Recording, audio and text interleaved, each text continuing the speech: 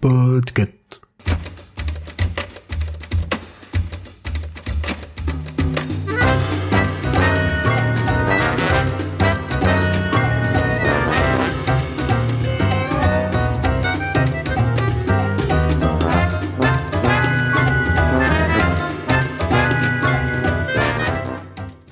Bonjour à tous, bienvenue dans ce chapitre. Je me présente, je m'appelle Alex ou Lexine. En podcast, j'interviens de temps en temps sur les podcasts de Podcut, Watchlist, chapitre, La Réponse D, et j'ai mon podcast qui s'appelle Gone B et je vais squatter aussi chez les copains. Mais aujourd'hui, sur chapitre, nous allons parler d'une trilogie du romancier britannique Philip Pullman, publié de 1995 à 2000. Nous allons parler d'À la croisée des mondes, ou en VO, His Dark Materials.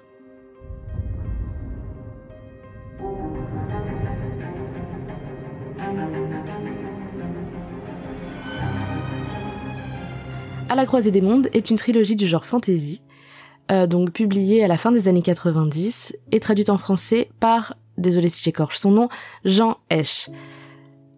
Composée donc des livres Les Royaumes du Nord, La Tour des Anges et Le Miroir d'Ambre. Elle, d'après Wikipédia, elle suit le rite de passage de deux adolescents, Lyra Belacqua et Will Parry, qui traversent des univers parallèles en vivant une série d'aventures épiques. Je tiens à dire que c'est quand même assez sombre, mais moi personnellement, voilà, si je vous en parle, c'est que c'est quelque chose que j'ai vraiment adoré. Donc je vais vous lire le résumé du premier livre tel que c'est écrit donc sur les différentes plateformes où on peut se le procurer. La jeune Lyra, élevée à Oxford au sein du prestigieux Jordan College, dans le monde austère des érudits, mène entre ses vénérables murs une existence intrépide de sauvageonne, en compagnie de Roger le marmiton. Depuis quelque temps, une invisible menace semble planer sur le monde connu, une mystérieuse poussière qui tombe du ciel.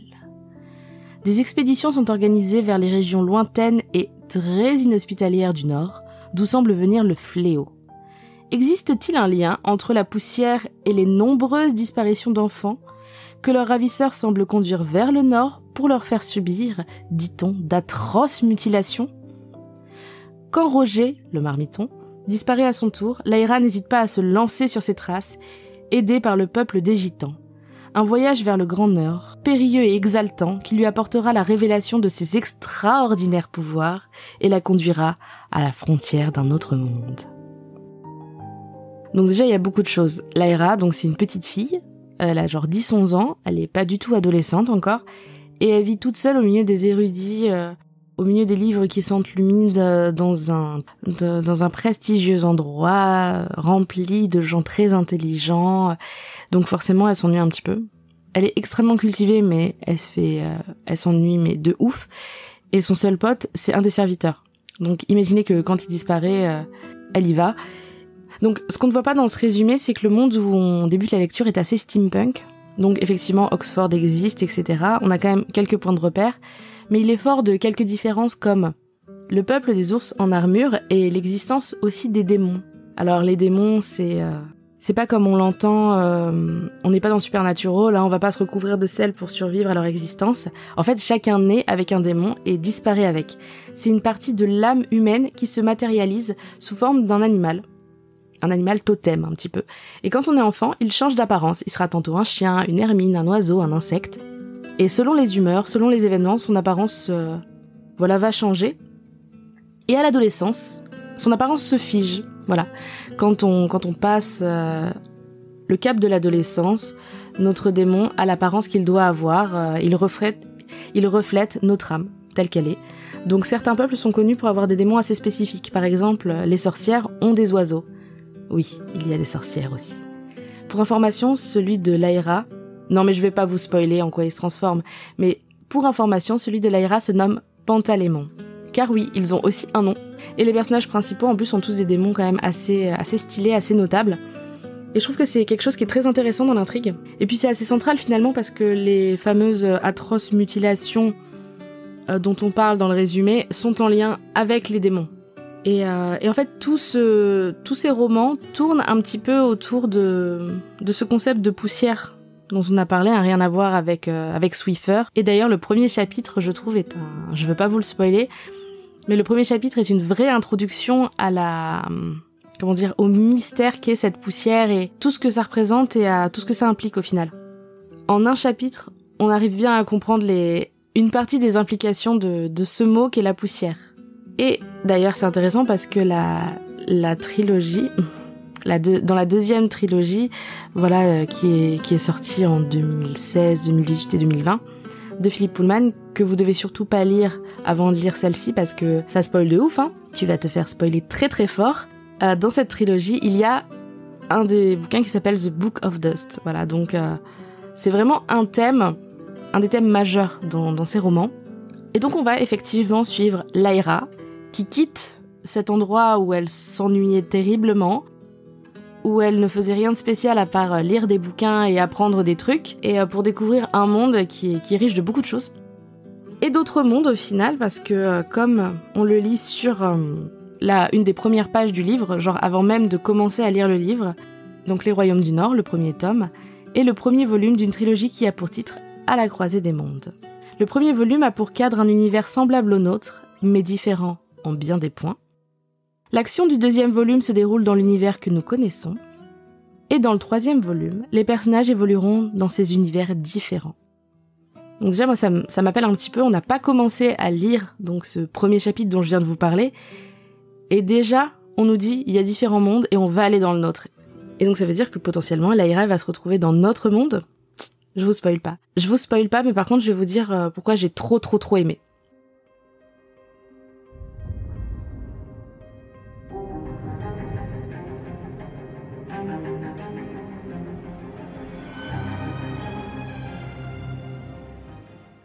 Avoir son âme en guise d'animal de compagnie, montrer son âme en permanence, je trouve que c'est vraiment un super concept.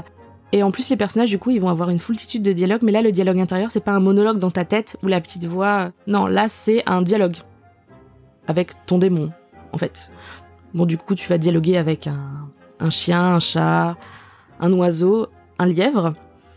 Mais voilà, c'est vachement intéressant, ça donne un petit peu plus de vie aux personnages, même des fois tout seuls, ils sont jamais vraiment tout seuls. Et moi j'ai beaucoup aimé aussi toutes les croyances et possibilités autour de la poussière, les différences entre chaque monde. C'est génial parce qu'ils sont quand même tous assez proches de ce qu'on connaît, et on les explore vraiment avec les différents personnages. Et chaque personnage a une relation très personnelle aussi avec la poussière.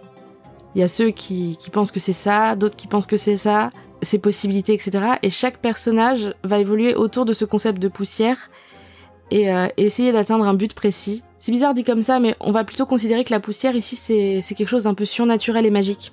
Faut pas imaginer la poussière dans laquelle tu fais des dessins sur ton bureau parce que t'as vraiment oublié ton plumeau dans un coin, tu vois.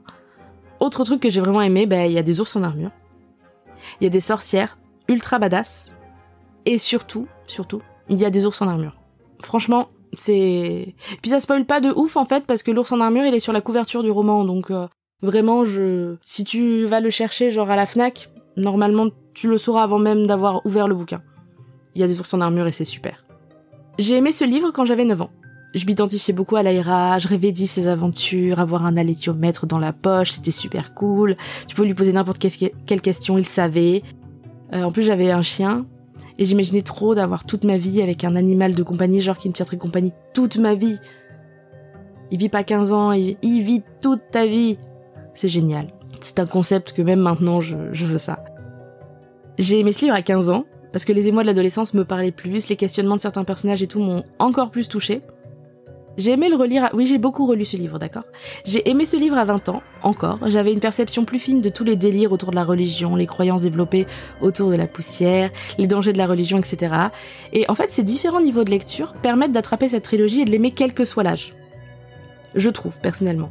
Là, si je la relis maintenant, après tout, j'ai lu la trilogie de la poussière quand elle est sortie, donc en 2016, 2018, 2020. Ça passe. Je trouve que on peut la lire à n'importe quel âge et y trouver son compte. Même si je vais pas vous cacher qu'à 9-10 ans, certains éléments sont quand même assez rudes. Comme le dit dans le résumé, il y a des enfants qui meurent, qui se font mutiler, etc. d'une certaine façon. Et puis il y a quand même une bagarre qui se finit par, je cite, du sang fumant dans la neige. Donc ce petit passage m'avait un petit peu marqué quand je l'avais lu quand j'étais petite, mais bon. Mais par exemple, les démons, c'est un élément qui est intéressant, qu'on découvre le livre à 10 ou 30 ans, parce que ça en dit beaucoup sur le personnage. Et puis quand on est enfant, on trouve ça cool déjà.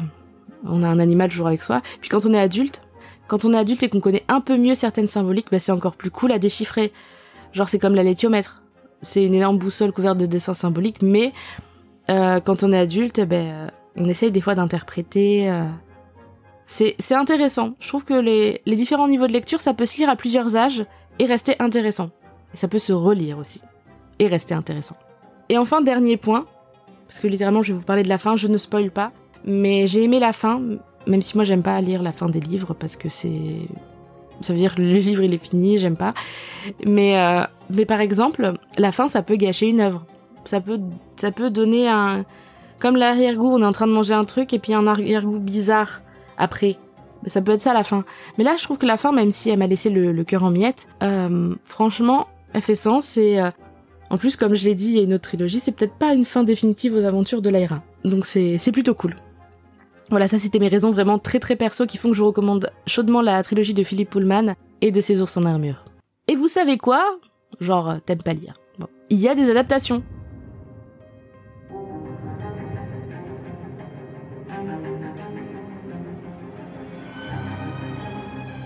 On zappera La Boussole d'Or qui montre la pleine capacité de ruiner ton enfance en 113 minutes, sorti en 2007 et malgré la présence de la merveilleuse, magnifique et pétulante Eva Green qui est parfaite dans le rôle de l'incroyable et géniale reine des sorcières Serafina Pekkala, ce film est une insulte au scénario. Et pourtant Philip Pullman est intervenu puisqu'il a absolument tenu à ce que Nicole Kidman ait un des rôles principaux. Qui ne lui va pas du tout. Et il souhaitait que Samuel L. Jackson ait un autre rôle principal qui lui aurait été très bien mais il a pas signé. Heureusement. Samuel, tu as fait le bon choix. Ce film est mauvais. Franchement, Chris Weitz comptait faire une trilogie, mais par azatote, l'échec commercial de The Golden Compass, en VF La Boussole d'Or, a permis d'arrêter cette folie dans l'œuf. Un film, c'est suffisant. Auparavant, il y a une pièce de théâtre, mais je l'ai découverte en écrivant l'épisode, alors j'en dirai pas trop. Ça a été présenté de décembre 2003 à mars 2004 au London's Royal National Theatre. Donc, je n'ai aucun avis là-dessus. Et on arrive en 2019, c'était il y a pas longtemps. BBC One et HBO débarquent avec une série télé. Le générique, vous l'avez entendu un petit peu avant, un petit extrait.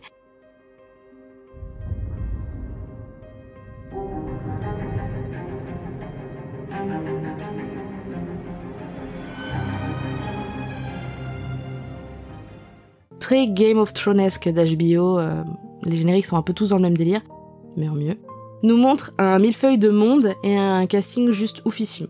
On va parler du casting, je vais vous dire juste les 3 personnes qui apparaissent, genre, premier chapitre du livre, on voit Lyra Belacqua, on va voir Lord Asriel, et on va voir les démons des deux, hein, d'accord ? Donc, Lyra Belacqua est interprétée par Daphne Keane, donc qui joue la fille de Wolverine dans le dernier film Wolverine. Lord Asriel, qui est littéralement décrit comme étant un mec charismatique. Genre, il est toujours décrit comme étant un mec super charismatique. Donc Lord Asriel, il est joué par James McAvoy. James McAvoy, il est pas trop connu, c'est vrai. Il a joué genre dans des trucs un peu niche comme X-Men, Band of Brothers, etc. Et James McAvoy, il est juste parfait dans ce rôle de mec charismatique. Je sais pas, il le joue trop bien. Charismatique et un peu fou. Il est parfait. Avec son petit accent là, je recommande. Et son démon, à Lord Asriel, parce que comme les démons, donc je vous l'ai dit un peu plus haut, ils parlent, son démon était doublé par la grande Hélène McRory, donc une actrice qui malheureusement nous a quittés il y a 2 ans, l'an dernier, et qui a joué donc dans Peaky Blinders, dans Harry Potter, voilà, une actrice qui a joué dans un petit peu tous les trucs énormes et anglais, et elle avait sa place aussi dans His Dark Materials. Donc là, les personnages qu'on voit apparaître dès la première scène, c'est Daphne Keane, James McAvoy, et on entend la voix d'Hélène McRory. Donc voilà, ils ont pas pris n'importe qui. Et tout le reste du casting est complètement ouf. Il y a notamment, dans les acteurs, un mec qui est genre le nouveau frère Sherman, qui compose pour Hamilton, Vaiana, Le Retour de Mary Poppins. C'est complètement incroyable ce casting. Mais le casting ne fait pas tout. Alors, pourquoi cette adaptation est top ? Déjà, elle adapte l'ouvrage à notre époque. Les personnages de notre monde, parce que je vous ai dit que notre monde allait apparaître, Ils ont des PC, des smartphones, il y a des drones. Donc l'histoire a été écrite en 2000, mais là pour les gens qui regardent la série, vraiment on a l'impression de voir une série donc de 2020. Les gens qui découvriraient maintenant sont pas dépaysés. Parce que bon, en 2000, il y avait même pas de smartphone, personne n'avait de téléphone portable même à l'époque. Ils ont changé le découpage des chapitres. Ils ont rajouté des trucs, ils ont fait un petit peu un montage, ils ont mis des trucs avant, après. Et en fait, ça refait une narration qui est assez fluide, du coup, quand on regarde la série, et qui est vachement adaptée. Et pour ceux qui ont lu les livres même plusieurs fois, on découvre une nouvelle narration, et c'est vraiment super. Les musiques sont réussies, mais bon, HBO et BBC, pour ça, en général, ils se ratent rarement. Et rien que le générique qu'il met dedans avec ce millefeuille de monde, c'est top. Et le format série s'adapte vraiment parfaitement à la narration. Il y a beaucoup de choses à dire. Et un film de 1h30, c'est quand même assez bref pour des livres de 457 pages. Car c'est la longueur du premier bouquin, 457 pages. Donc finalement, le format série s'adapte vraiment bien à la narration et ça permet de rien perdre. Et même de rajouter des trucs, mais qui sont pas à jeter. Donc la série est dispo sur MyCanal et HBO. Le livre, il est dispo partout en vente, en poche, parce que ça fait 20 ans qu'il est sorti, donc vous le trouverez en format poche. Il est disponible sur Audible, il est disponible sur Kindle, il est disponible en e-book, il est disponible partout. Le film de 2007 est disponible en enfer. Et d'ailleurs, donc je vous ai dit qu'il existait une autre trilogie sortie entre 2016 et 2020 qui est également disponible partout et qui garantit qu'on trouve l'ancienne trilogie assez facilement. Lisez même pas les résumés de la nouvelle trilogie, vous allez vous faire turbo spoiler, moi je vous le dis direct. Voilà, je vous aurais prévenu. Franchement, donc voilà, c'est un petit peu long. Je pense que je vais couper pas mal de choses au montage, mais je me suis un peu emportée. En fait, c'est une recommandation de bon cœur que je vous fais parce que c'est vraiment, genre quand j'ai fait mon chapitre précédent, littéralement, mon compagnon m'a dit « Ah, t'as fait un chapitre sur À la croisée des mondes ?» J'ai dit « Ah non !» Il m'a dit « Comment ça ? Tu ne parles que de ces livres et même pas tu penses à faire un chapitre dessus ?» J'ai les livres depuis plus de 20 ans. Je les ai lus et relus. Et j'aimerais vraiment que beaucoup de gens les découvrent parce que c'est vraiment pour moi des livres qui font voyager, qui font réfléchir, qui font, je sais pas. J'ai vraiment aimé ces livres. Et même à les relire, j'ai toujours plaisir. J'ai plaisir à voir la série d'HBO là qui est en train de se terminer là à l'heure où j'enregistre fin décembre 2022. Donc ça veut dire que là que vous allez écouter cet épisode, vous allez même pouvoir regarder la série en entier sans attendre. Ce qui est génial. Et franchement, sincèrement, donnez sa chance au livre. Donnez sa chance à la série, les deux. Si vous êtes déçus, tant pis. Mais j'espère que une ou deux personnes qui écouteront ce podcast pourront apprécier comme j'ai apprécié et rêver comme j'ai rêvé et se poser la question qu'on se pose tous. Quel aurait été mon démon ? Un chat, un chien, un tigre, un oiseau ? Une araignée. Je vais m'arrêter là-dessus, je pense. Voilà, en attendant, on se retrouve bientôt sur Podcut, sur le Discord ou sur les autres réseaux sociaux. Tous les liens seront en description de l'épisode, même celui du Patreon qui donne accès à quelques exclus sympas comme un article hebdomadaire, des épisodes en avant-première, des petits concours pour gagner des petites choses des fois de temps en temps. Donc, n'hésitez pas à jeter un œil. Et concernant donc la trilogie de l'Homme Pull, si tu l'as déjà lu, viens nous en parler sur le Discord et les réseaux sociaux. Et sinon, eh bien, j'ai hâte que des gens l'ajoutent sur le dessus de leur pile à lire. À bientôt! Et on va clore cet épisode avec un petit rajout finalement, parce que figurez-vous que j'ai besoin de faire un petit erratum. Holy moly! Pour vous, l'épisode vient de se terminer, mais pour moi en fait ça fait 1 semaine que je l'ai enregistré. Et je me suis rendu compte que, en ce qui concerne la suite de La Croisée des Mondes, sur le plan littéraire, je me suis embrouillée dans les dates, etc. Donc on reprend depuis le début. Philippe Pullman n'a jamais cessé d'écrire et de publier sur son univers, depuis, du coup, 1995, quand il a publié le premier tome de À la Croisée des Mondes. Mais après À la Croisée des Mondes, il a publié, on va scinder son œuvre en 2 points majeurs, les livres complémentaires, The Companion's Book, et la trilogie donc de la Poussière, qui est encore en cours de publication. Pour ce qui est des Companion's Book, donc des livres complémentaires, il y en a quelques-uns. En 2003 est sorti Laïra et les oiseaux, qui se situe 2 ans après les événements du Miroir d'Ambre. Et le personnage principal de cette aventure est donc Laïra, comme le veut le titre. En 2008, Philippe Pullman a publié Il était une fois dans le Nord, qui est une préquelle au Royaume du Nord, et qui tourne autour de la jeunesse de l'aéronaute Liz Coresby, qui est mon personnage préféré, et qui sera peut-être le vôtre. Même dans la série, c'est le meilleur personnage. Ensuite, en 2014 est sorti The Collectors, un livre audio, donc qui a été lu par l'acteur britannique Bill Nighy, je sais pas comment ça se prononce, qui est assez connu puisqu'il a joué dans Love Actually, Underworld, il a également joué dans Pirates des Caraïbes, Good Morning England, Harry Potter et les reliques de la mort, etc. C'est quand même un big acteur anglais, donc il lit The Collectors en 2014, qui entre-temps est sorti sur Kindle et en artbook, enfin en livre hardcover. Le souci c'est que... Artbook, ça n'a aucun sens, ce que je viens de dire.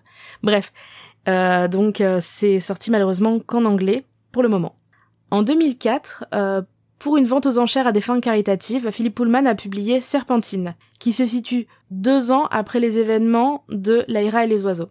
À la base, il voulait pas le publier, mais finalement, il a accepté que ce soit édité en octobre 2020. Je pense, avec le succès de la série, on lui a dit « Allez, vas-y, publie un autre truc, là, t'as pas un truc sous la main, ça, là, vas-y, publie ». Et donc, on a la chance d'avoir Serpentine. Et en anglais 2022 a été publié The Imagination Chamber, qui est un ensemble de nouvelles concernant les différents protagonistes de l'ensemble de À la croisée des mondes. Voilà. Ça a été publié en anglais en avril 2022, donc pour moi cette année, pour vous qui écoutez le podcast l'année dernière, et je pense que ça va être traduit à un moment donné, c'est juste que c'est pour l'instant trop récent.